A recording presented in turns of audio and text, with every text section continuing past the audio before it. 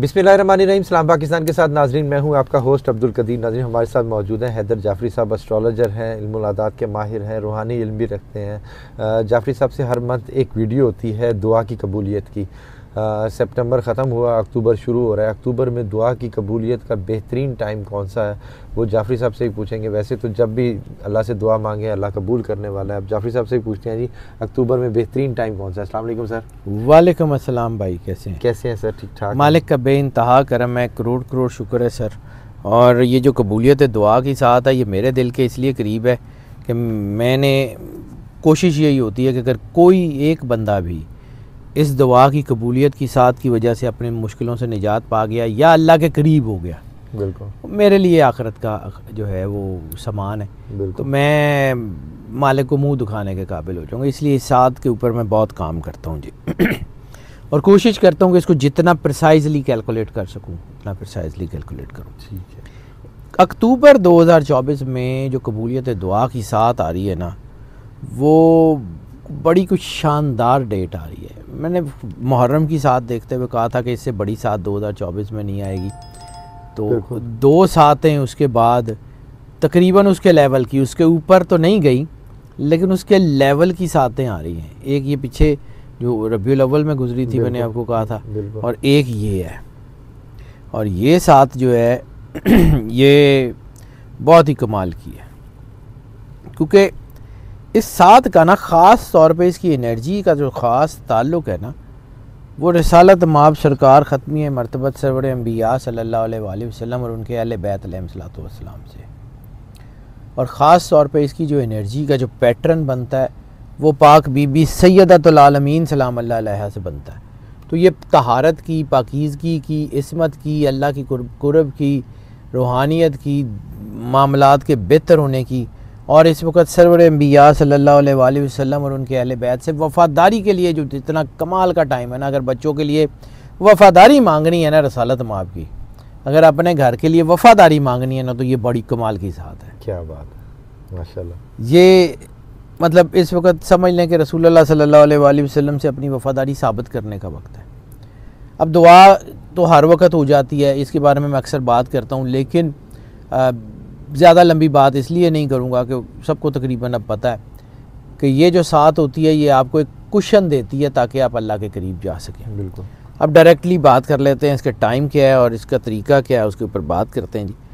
ये बन रही है PST यानी पाकिस्तान स्टैंडर्ड टाइम +50 GMT के मुताबिक 11 अक्टूबर 2024 बरोज़ जुमा। माशाल्लाह। ठीक है। 11 अक्टूबर 2024 के जो आदाद बनते हैं ना, वो दो बनते हैं। इसको सम अप करें, सरवर अंबिया सल्लल्लाहु अलैहि वसल्लम के आदाद, और जुमा अफजलुल अय्याम बनता है, 11वीं शरीफ का भी। ठीक है। और इस वक्त जो आदाद हैं वो पॉजिटिव एनर्जी की तरफ है। इसका टाइम बनेगा पाकिस्तान स्टैंडर्ड टाइम यानी +50 GMT में 3:35 PM दोपहर 3:35 से शाम को 7:47। अच्छा, माशाल्लाह। ये तकरीबन 4 घंटे 11 मिनट का टाइम है। 4 घंटे 11 मिनट। ये 11 का सीक्वेंस इसमें भी आ रहा है। ठीक है। मैं इसलिए इसको कैलकुलेट कर रहा हूँ। जब मैं कैलकुलेट करता हूँ ना, तो एक एक चीज़ को इसको देख रहा होता हूँ कि किस तरफ क्या आ जा रहा है। ठीक है। 11 तारीख और 11 मिनट क्या 4 घंटे 11 मिनट, ये टोटल 251 मिनट बनते हैं। तो ये बड़ी कामयाबी का वक्त है, ज़िंदगी में आसानियाँ हासिल करने का वक्त है।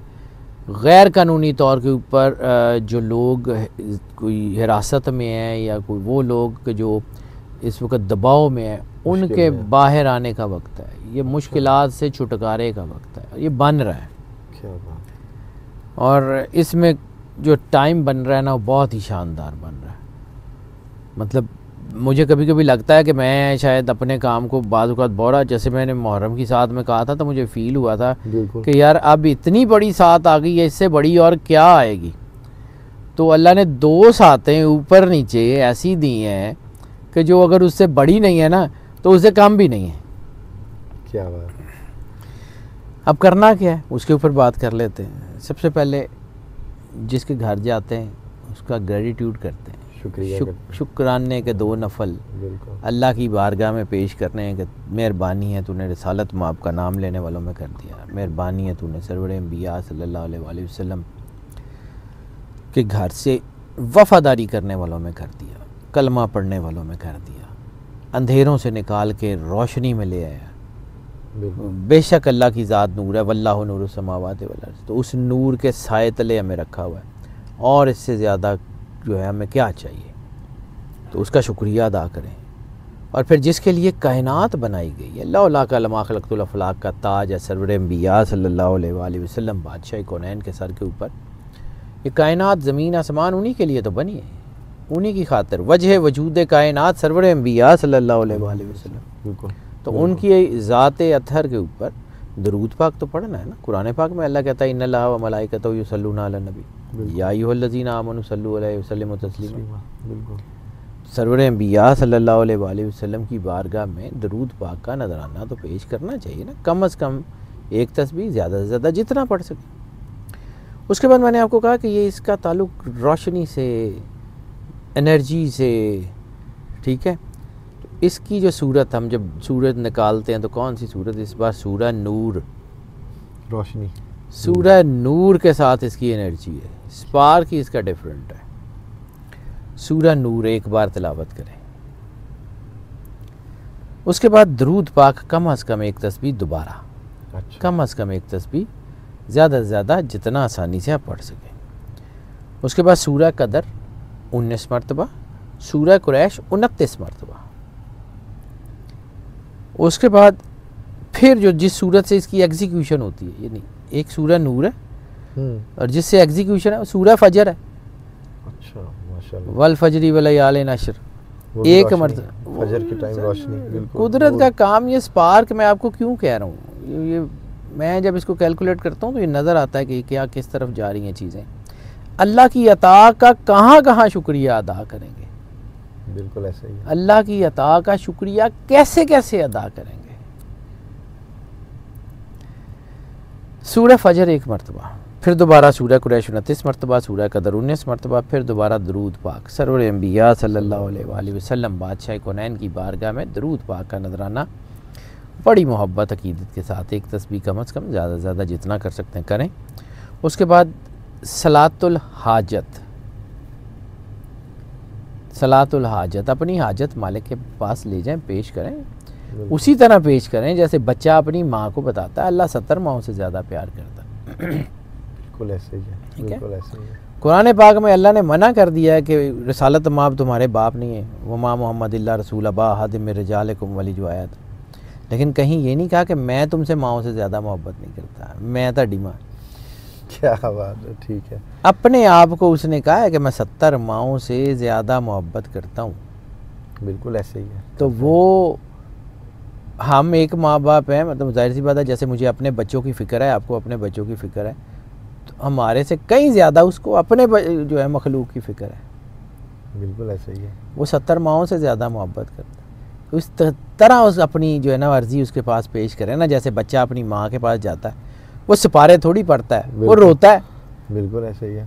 उसकी जो दर्द है वो माँ को खड़ा ही नहीं रहने देता, तो वो 70 माओं का प्यार करने वाला है।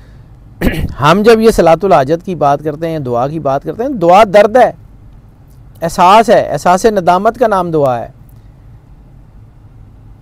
एहसास कुर्बत का नाम दुआ है, शदीद तरीन मोहब्बत का नाम दुआ है, वो बग़ैर कहे हुए जुमलों का नाम दुआ है।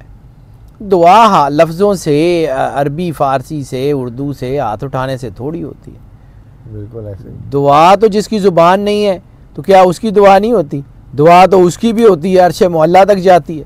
बिल्कुल ऐसे ही। ठीक है, जो जिसके हाथ नहीं है फ़र्ज़ किया, वो हाथ उठा ही नहीं सकता, तो क्या उसकी दुआ नहीं होगी? दुआ तो उसकी भी होती है, अर्श मौला से टकरा जाती है। दुआ एहसास का नाम है। बस सलातुल हाजत पढ़ें, अपनी हाजत पेश करें, सच्चे दिल से पेश करें और दुआ करें। देखें अल्लाह करता क्या है। बिल्कुल अल्लाह कबूल करे। अपने लिए तो दुआ करते ही है ना सारे, अपने लिए तो सब दुआ करते हैं, अपने बहन भाइयों के लिए, बच्चों के लिए, औलाद के लिए, सब अपने अपनों के लिए तो सारे करते हैं ना। वो कभी उनके लिए भी करें जो आपके लगते ही कुछ नहीं।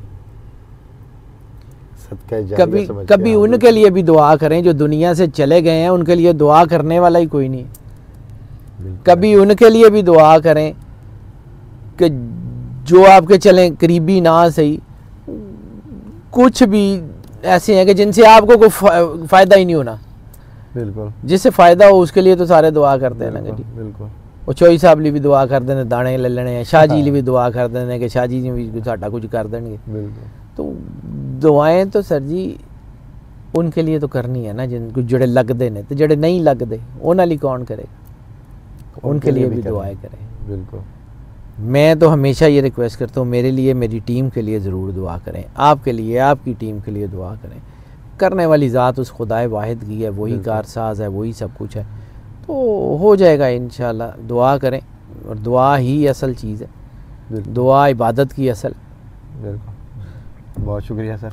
जाफरी साहब ने शुरू में ही कह दिया था कि जी अगर ये मैं वीडियो इसलिए करता हूँ कि किसी की दुआ कबूल हो जाए, उसका फ़ायदा मुझे भी हो जाए। इसमें हमारा ही फ़ायदा है, आपका तो फ़ायदा है ही है। ये वीडियो करने का मकसद हमारा भी फ़ायदा है कि आप अपने लिए भी दुआ करें और हमारे लिए भी दुआ करें। बहुत शुक्रिया सर। Welcome sir. सलाम पाकिस्तान।